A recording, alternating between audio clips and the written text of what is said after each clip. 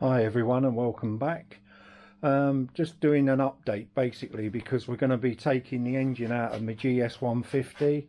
We've got the crankshaft come and I'm still undecided whether I'm going to go with the SIP cylinder and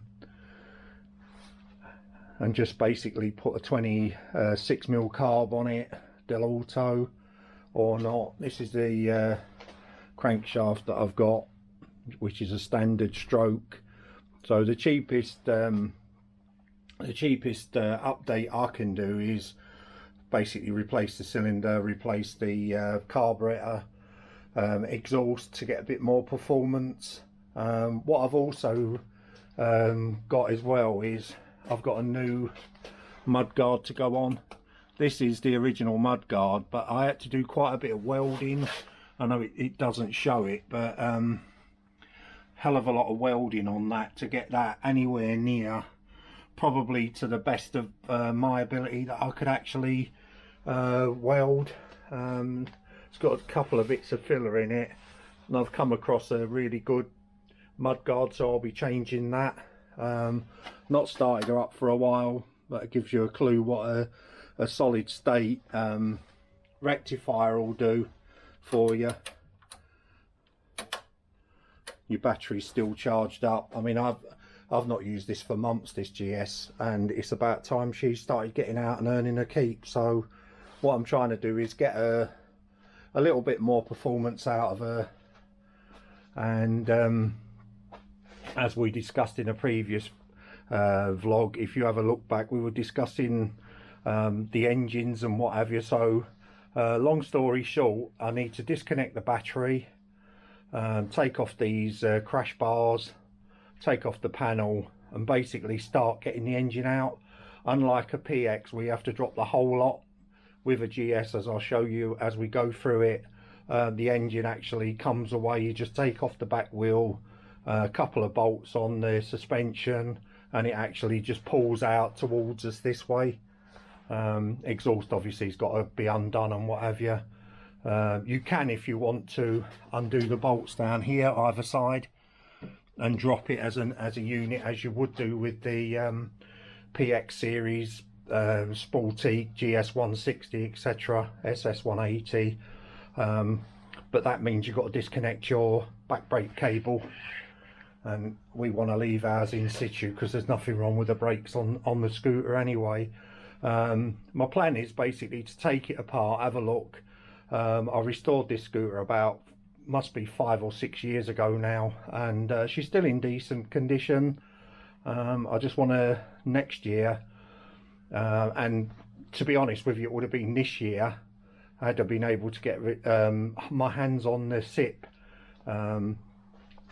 cylinder kit that came out, and I would have done it this year, but the Li got in its way, the green Li, which is now with its new owner, hopefully enjoying it, weather permitting of course. But like I say, this is taking a back burner really, and it's come to a forefront, and we will be taking the engine out excuse me, and doing the upgrades as and when they come out. So I'm just going to cut away for a minute.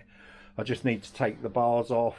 There's just a bolt at the bottom there, and it comes up and it just pulls out on the side here. The reason I haven't got pot spinners on the back is they're too easy to nick, and these are original chrome and they're slightly a bit different. I've only ever seen one GS with these on, and to be honest with you, that's about as much as what you can see now is what I want to do with the GS. I'm not modding it up any more than that. No front carrier on it. I put not an original one. I think these are remade in Italy, but it just saves you scratching the floorboards up. It's got its petrol tank, etc. And yeah, I'll cut away, take off the, I only need to take this bar off, by the way. I will take both of them off. I won't need to take both of these bars off, but like I say, I will take both of them off. Take the panel can go back on again. The other panel's bolted on, if you don't know, on a 150 GS. I don't need to take that off. I just need to disconnect the battery and the fuse. I will show you doing that so you've got some idea, and I'll put the crankshaft back in. It's a roller bearing crankshaft. I will show you the difference. I don't really want to drop it, but these will run 4% instead of 6, which is it's got a phosphor bronze bush in there on the original cranks, and I have got an original Piaggio crank. I've never had a GS 150 with an original crank in it before, but this engine had one, so I'll just cut away for a few minutes, put the crankshaft back in its box again, and I'll cut back in when I've got the actual crash bars off.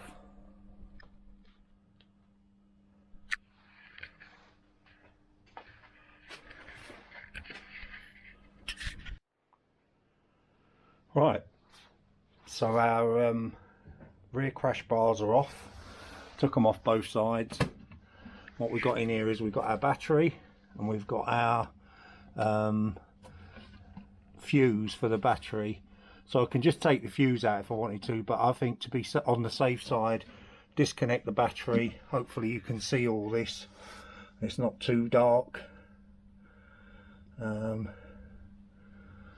It's original style battery, but solid state again. I've got solid state rectifier in there, and yeah, so I just need to take off this wing nut as such, just loosen it off a tad, unspring the springs that hold the mechanism down, and it should all, when it's loose enough, should all come out the way. I can leave all that in there and take the lid of that off. So you can see we've got the plus and the minus. I've got some little spanners. It's going to be a bit awkward to show you that, but I'll take that off and then I'll cut back in again. Right, so the battery's out and the fuse is out, so electrically it's safe. With the VS5 they have the catch that basically every Vespa from then on has got this type of catch, some on both sides, some on just the engine side, depending on like a GL would have a bolt-on toolbox on the other side, but the SS and the GS had two of these, basically a right and a left-handed one. They're spring-loaded. Before this they were what they're called the grenade, because they had a ring in them that you used to put your finger through and pull and get them out the way. Don't know really which is the better of the two. Never had a problem with these, never had a panel come off, so we just got to undo that and then hook off the panel. So I'll do that and I'll cut back in again. One VS5 engine, coil at the end. The connections that go into the frame are underneath this in a block. Air filter, carburetor, cylinder, exhaust down there.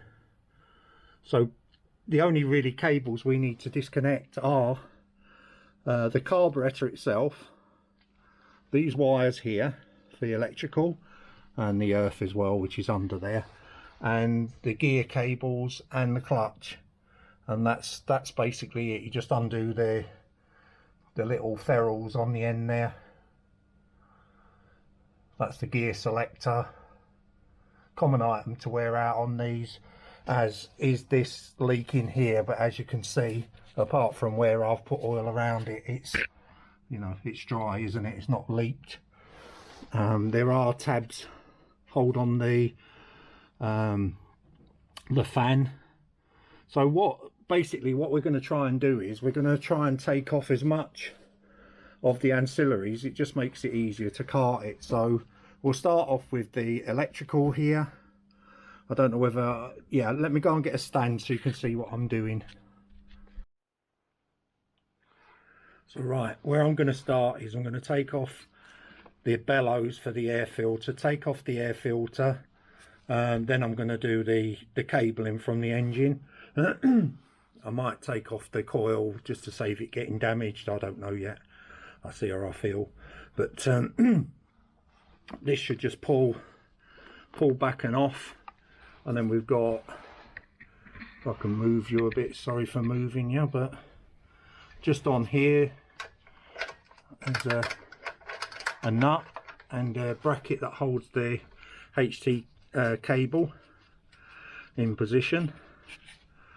Hopefully my hands are not in the way. I'll take that off, and HT's cable's clear. Then all we need to do is get the socket with a long socket on there. Underneath here is a pinch bolt, which that's what I'm doing up. Yeah, wrong way round, so stick it on there now.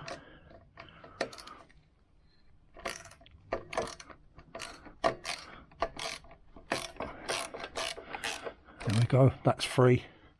And we've got a drain pipe that goes down the back here. Sorry again for the poor camera work, but I'm trying to show you more instead of just watching my hands do everything. So we've got a drain pipe that goes from the back of the airbox, and any excess spit back petrol etc goes down and drops away from the back wheel.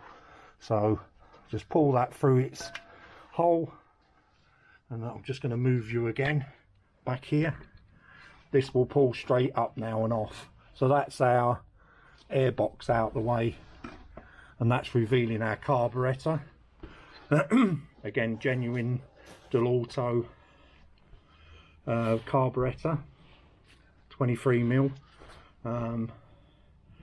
Not much really to say about that, to be totally honest with you. It's just you got no choke mechanism, as I'll show you. Inside here is a flap basically that mimics your hand doing that over the intake of the carb. It acts as a choke. Very, very primitive, but when it works fine.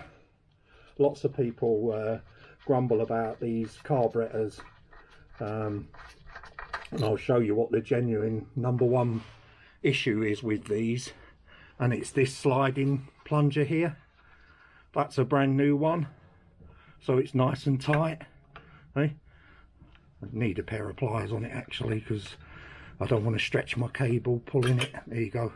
That's a brand spanking new one. These wear out, and what happens is the petrol and the oil seep out of here, down here and on the floor.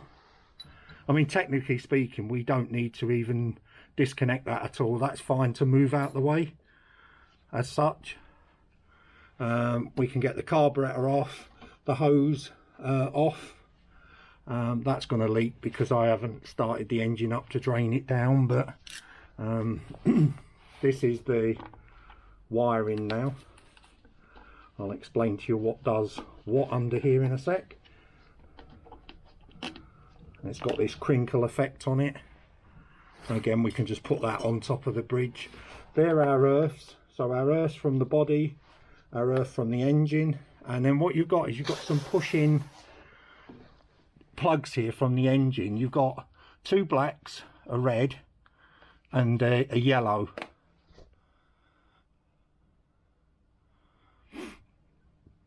So what these are they're your AC, 6-volt AC, and this is your plus, and off the top of my head I can't remember what the yellow one does.